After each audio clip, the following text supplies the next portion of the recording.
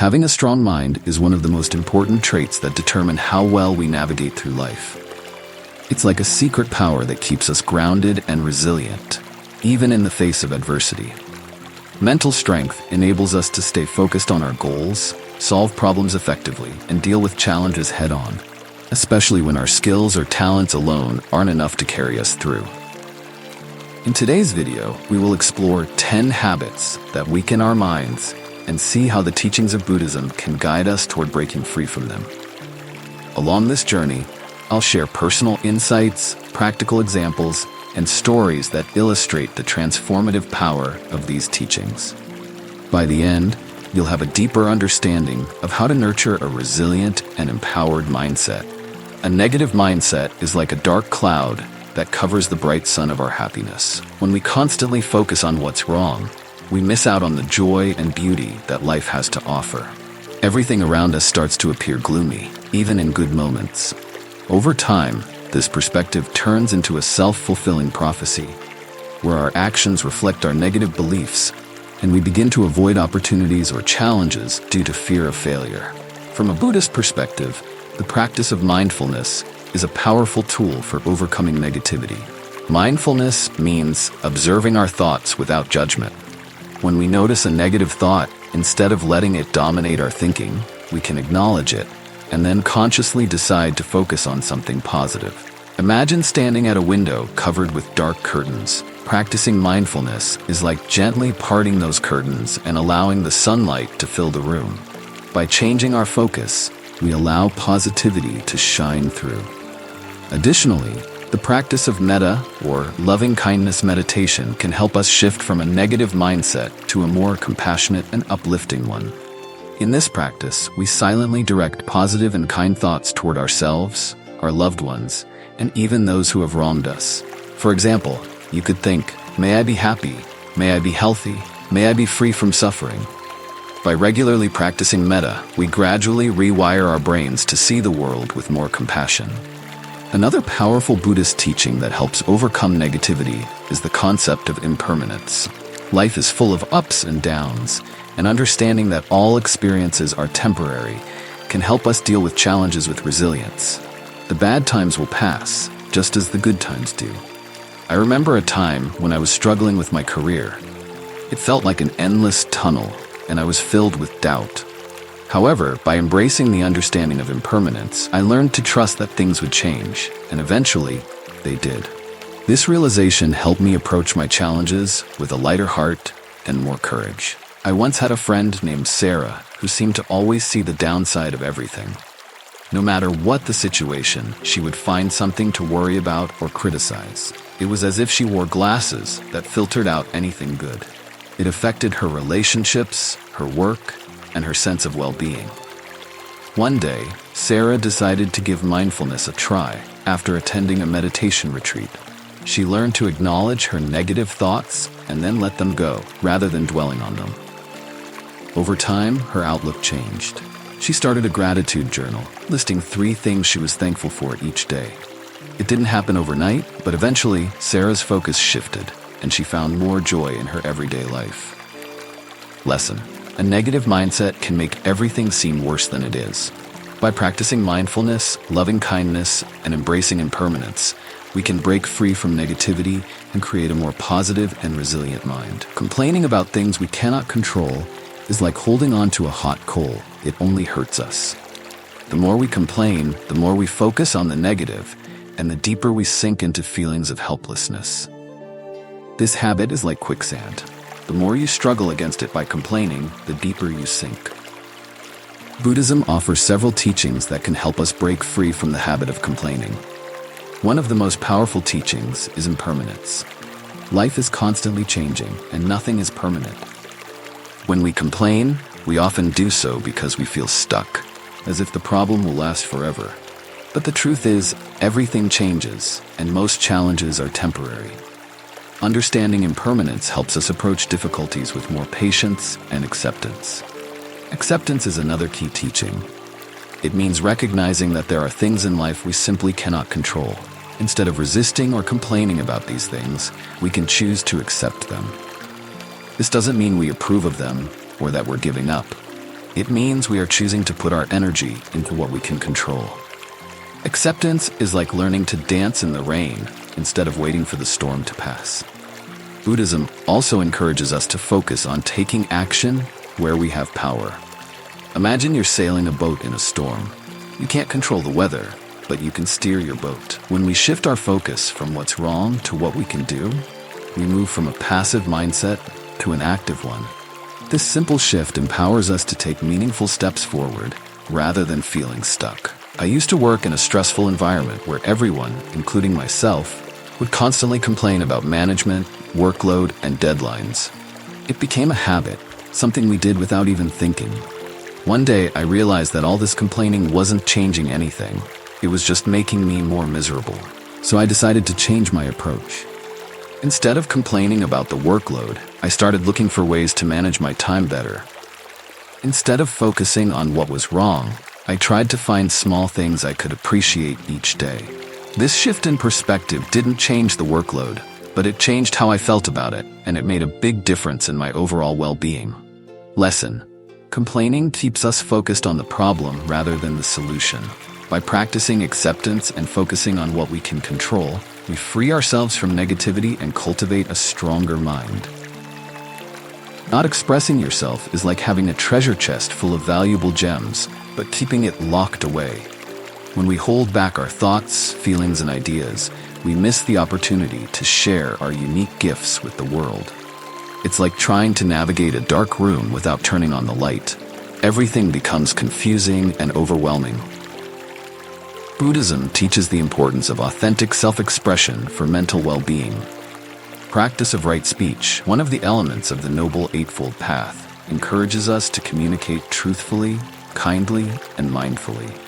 Speaking with compassion is like planting seeds of positivity. Our words can grow into a garden of understanding and connection. To overcome the habit of not expressing oneself, mindfulness becomes a valuable tool. Mindfulness helps us become aware of our thoughts and feelings, allowing us to express ourselves with clarity and compassion. It's like looking into a mirror that reflects our innermost emotions. By observing ourselves without judgment, we can communicate more openly. Nonverbal communication also plays a significant role. Body language, facial expressions, and gestures are powerful ways to convey our emotions, often more effectively than words alone. For instance, a warm smile or a comforting touch can express empathy and understanding without saying anything. By paying attention to our nonverbal cues, we can enhance our ability to communicate and form meaningful connections. Growing up, I was often shy and afraid to share my thoughts.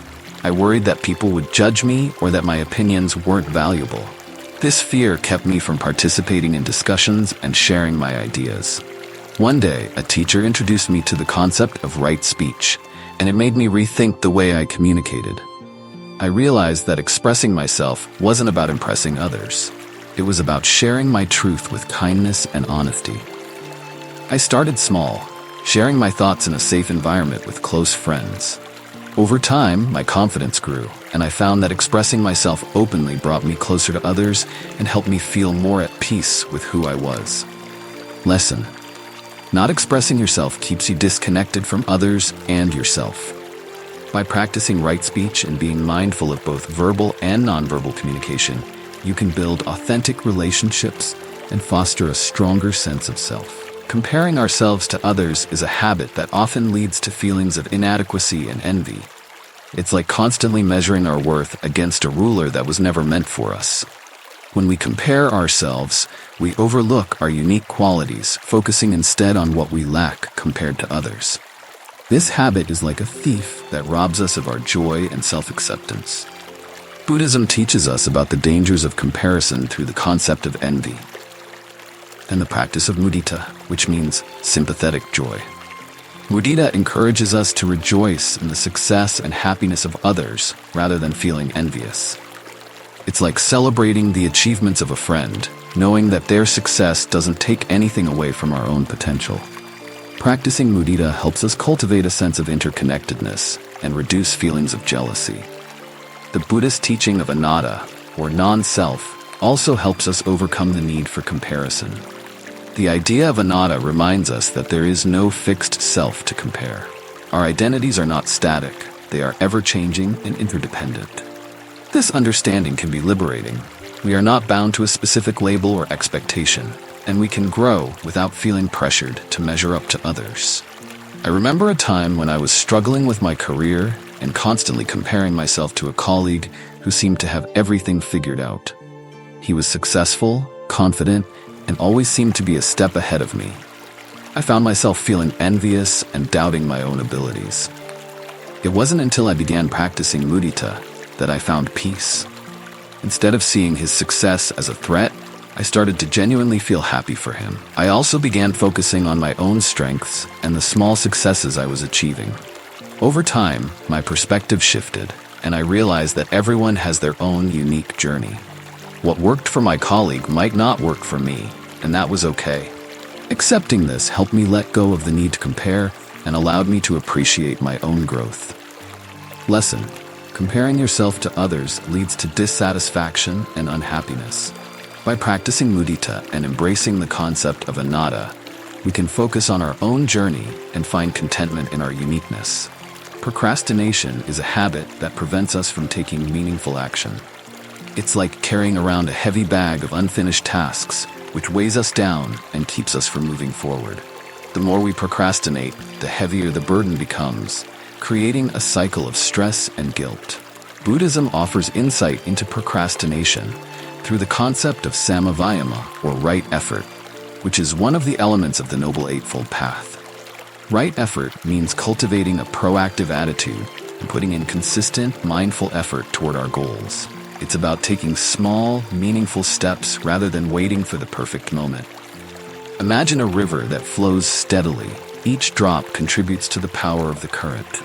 In the same way, consistent effort helps us make progress, even if it's just a little at a time. Another Buddhist teaching that helps with procrastination is the practice of mindfulness.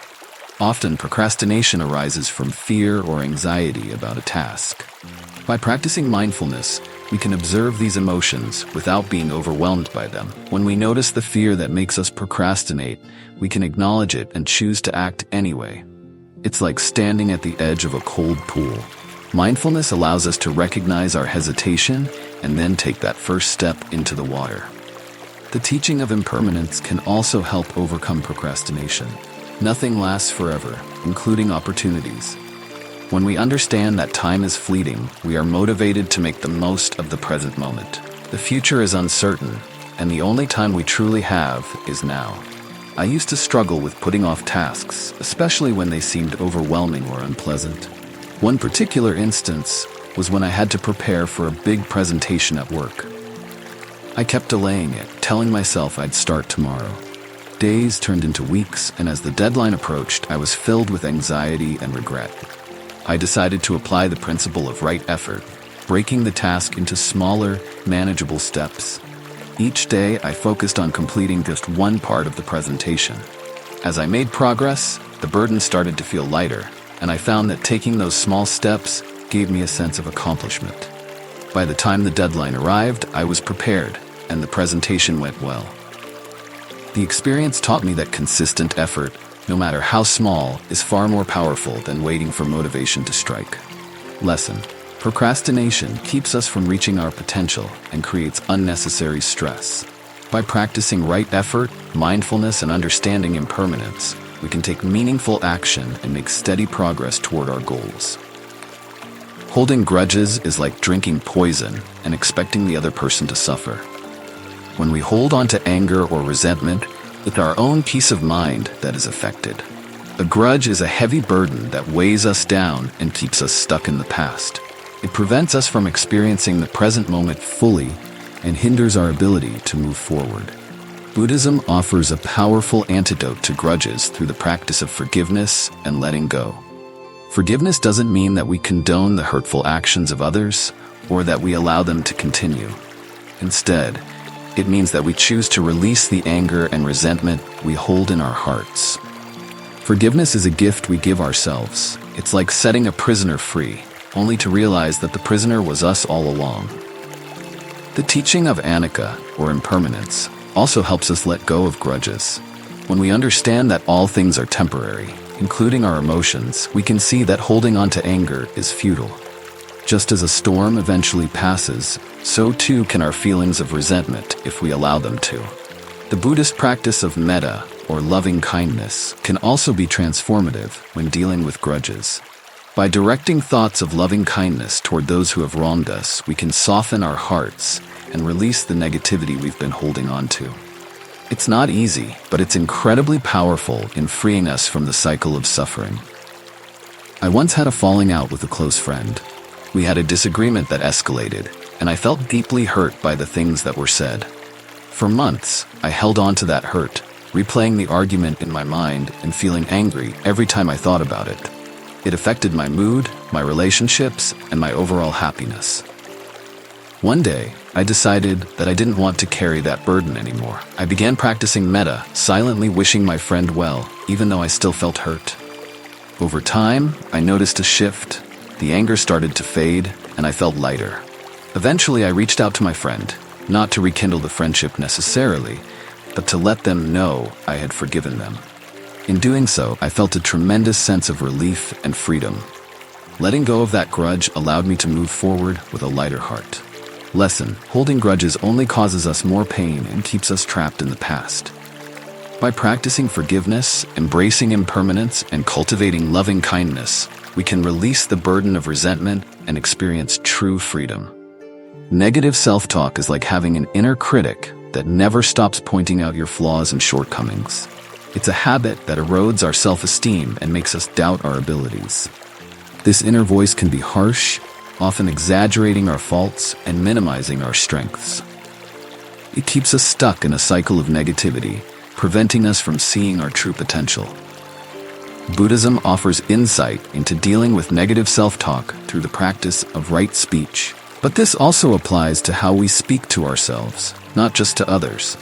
We are encouraged to cultivate kind, honest, and compassionate thoughts toward ourselves, just as we would toward a loved one. Imagine if you spoke to a friend the way you sometimes speak to yourself. Would they feel uplifted or torn down? We need to learn to become our own best friend, treating ourselves with the kindness and compassion we deserve. The concept of vipassana, or insight meditation, can also help us observe our thoughts without attachment. Instead of identifying with the negative self-talk, we can learn to see these thoughts as passing clouds in the sky of our mind. They come and go, but they are not who we are. Practicing mindfulness allows us to create space between ourselves and our thoughts, which can reduce their power over us. Another helpful teaching is anicca, or impermanence. Our thoughts, like everything else, are not permanent. The negativity we feel about ourselves is just a momentary state, not a permanent reality. When we realize this, we can stop giving so much weight to our negative self-talk. For many years, I struggled with feelings of not being good enough. Every time I faced a challenge, my inner critic would say things like, "You're not capable," or "You'll never succeed." It was exhausting and made it hard for me to take risks or believe in myself. I decided to try a new approach and began practicing loving kindness, metta meditation, directing compassion toward myself. I would silently repeat, "May I be happy, may I be at peace, may I be free from suffering." At first, it felt awkward, but over time, I noticed a shift. The negative self-talk didn't go away completely, but it became less frequent and less powerful. I also started to notice my strengths more and began to appreciate myself for the efforts I was making. This practice helped me replace the harsh inner critic with a more supportive and encouraging voice. Lesson: negative self-talk can drain our energy and hold us back from our true potential. By practicing right speech with ourselves, using mindfulness to observe our thoughts, and recognizing their impermanence, we can begin to transform our inner dialogue and cultivate self-compassion. Overthinking is like being stuck in a mental maze, where the more you try to find a way out, the more lost you become. It often stems from our desire to control situations or prevent bad outcomes, but ironically, it only increases our anxiety and keeps us from taking action. The habit that drains our energy and prevents us from being present in the moment. Buddhism addresses overthinking through the practice of mindfulness. Mindfulness helps us focus on the present moment rather than getting lost in a sea of thoughts about the past or future. When we overthink, we are often dwelling on things we can't change or worrying about things that haven't happened yet. Mindfulness is about bringing our attention back to what is happening right now. It's like gently guiding a wandering child back to safety. The concept of anicca, or impermanence, also helps us deal with overthinking. Our thoughts are not permanent and they don't define reality. Just because we think something doesn't make it true. Realizing this can help us let go of the need to overanalyze and simply observe our thoughts without attaching to them. The practice of samatha, or calming meditation, can also be beneficial. By focusing on our breath or a calming object, we can learn to settle the mind and reduce the constant chatter. It's like a stormy ocean that gradually becomes still. The calmer the waters of our mind, the clearer our perspective becomes. I used to overthink every decision I made, from small choices like what to eat for dinner to bigger ones like career changes. I would weigh every possible outcome, often ending up paralyzed by indecision. One day, a friend introduced me to the practice of mindfulness meditation. At first, I struggled. My mind kept wandering to all the things I needed to think about. But slowly, I began to notice moments of stillness. I learned to focus on my breath, and when thoughts arose, I would acknowledge them without judgment and then return to my breath. This simple practice helped me break the cycle of overthinking. I realized that I didn't have to figure everything out all at once. By staying present, I could make decisions with greater clarity and peace of mind. Lesson: overthinking keeps us trapped in a cycle of anxiety and indecision. By practicing mindfulness, recognizing the impermanence of our thoughts, and calming the mind through meditation, we can break free from the habit of overanalyzing and find greater peace. Clinging to expectations is like holding onto a rope that is pulling us in a direction we have no control over. When things don't go as we expected, we feel frustrated, disappointed, or even angry. Expectations create a rigid framework that limits our ability to accept life as it is, causing us to suffer when reality doesn't match our imagined outcomes. Buddhism teaches us about the nature of dukkha, or suffering, which often arises from our attachment to how we think things should be. The more we cling to expectations, the more we set ourselves up for disappointment. Letting go doesn't mean we stop caring or that we don't set goals. It means we remain open to whatever outcome arises, knowing that we cannot control everything. The practice of non-attachment, upekkha, helps us find balance. Non-attachment is not about being indifferent, but about letting go of our need for things to turn out a certain way. It's like planting a seed and nurturing it, but not demanding that it grows into a specific type of flower. We do our best, and then we let go of the outcome. Another important teaching is anicca, the impermanence of all things. Expectations are often based on the illusion that life is predictable and stable. When we understand that everything is constantly changing, we can let go of rigid expectations and be more adaptable. This allows us to flow with life rather than resist it. I once had a project that I was deeply invested in. I had put in countless hours and had a clear vision of how it would turn out. When things didn't go as planned and the project failed to meet my expectations, I felt devastated. I blamed myself and was filled with frustration. After some reflection, I realized that my suffering wasn't just about the outcome. It was about my attachment to how I thought things should be. I decided to let go of my expectations and focus instead on what I had learned from the experience. This shift in perspective helped me see the value in the process itself, regardless of the outcome. By letting go, I found a sense of peace and was able to move forward without regret. Lesson: clinging to expectations creates unnecessary suffering when reality doesn't match our desires. By practicing non-attachment, embracing impermanence, and focusing on the present moment, we can let go of rigid expectations and find peace in the unfolding of life. Living in the past can feel like being stuck in a movie that keeps replaying scenes over and over again.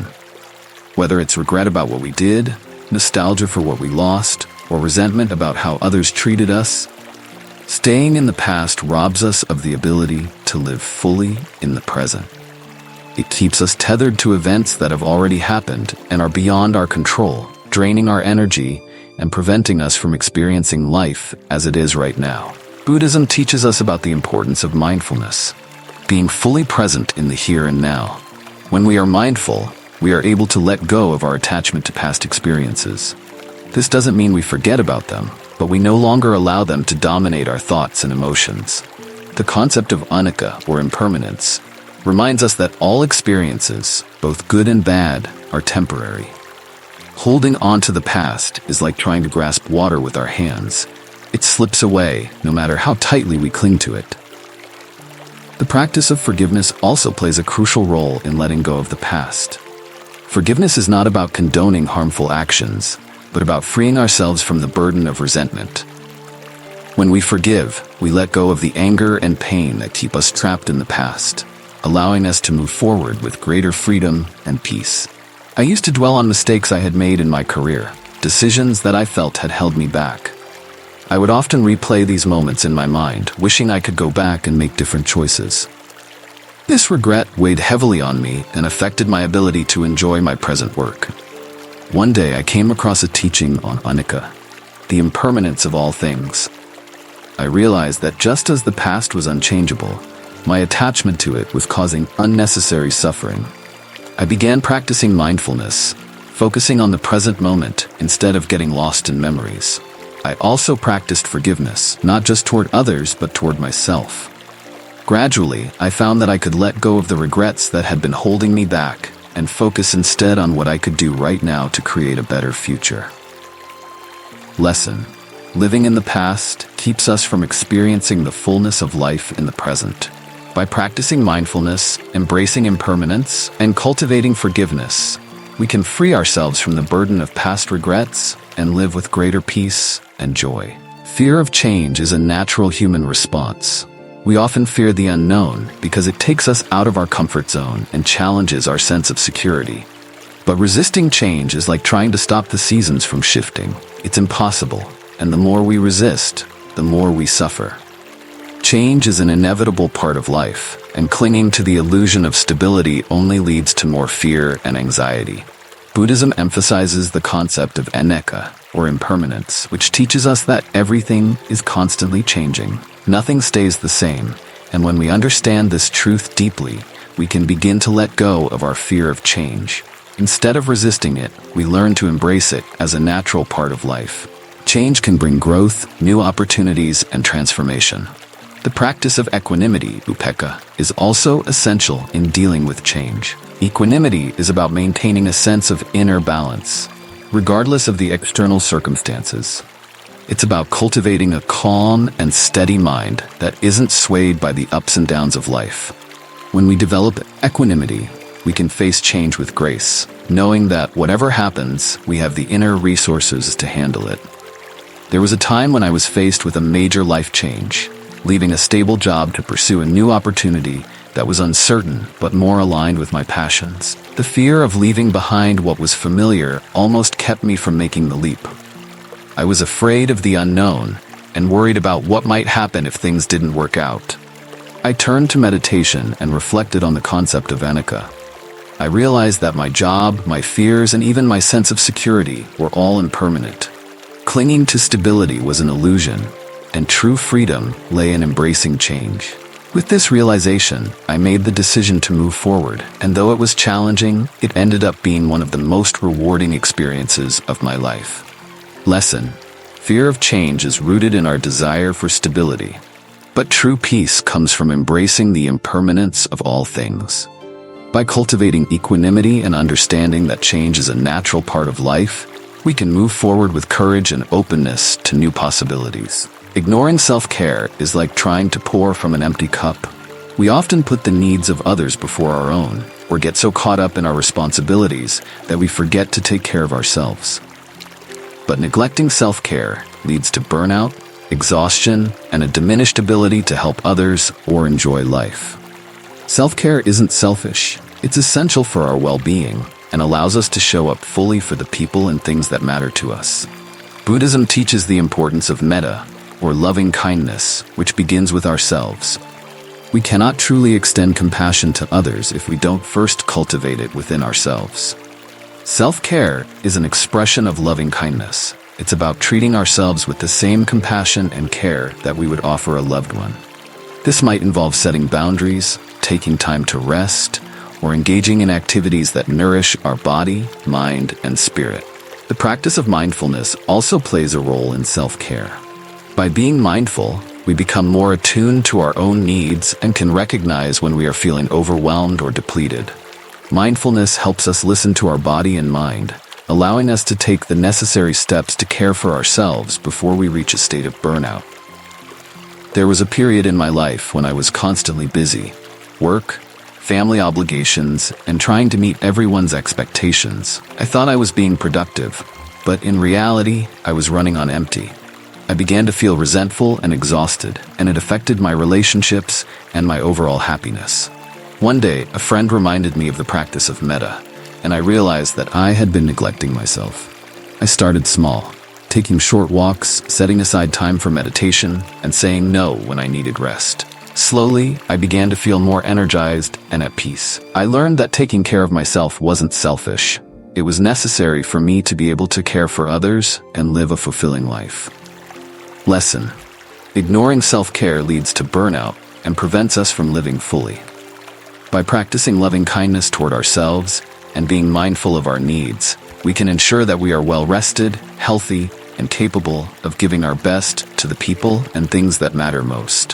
Thank you for taking the time to listen to the 12 habits that lead to suffering and how Buddhist teachings can help us transform them. Each habit we discussed, whether it's judging others, holding on to resentment, dwelling on the past, or fearing change, is a challenge that most of us have faced at some point.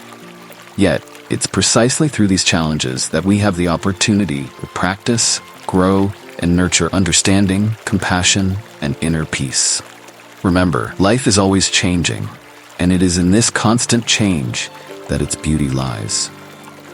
The suffering we encounter is not permanent. Rather, it's an opportunity to learn and grow. When we apply the teachings of the Buddha, we can learn to see things from a different perspective, let go of attachments, and free ourselves from unnecessary suffering. I hope that these insights help you recognize the habits that are causing suffering in your own life and find a path to transform them. Remember, this journey is not a race, but a process where each step brings us the chance to learn and grow. If you found this video helpful, please hit the like button and share it with anyone who might benefit from these teachings. And if you want to continue learning about Buddhism and how to live a happier life, make sure to hit subscribe so you don't miss future videos from our channel. May you always find peace and happiness. Namo Amitabha Buddha.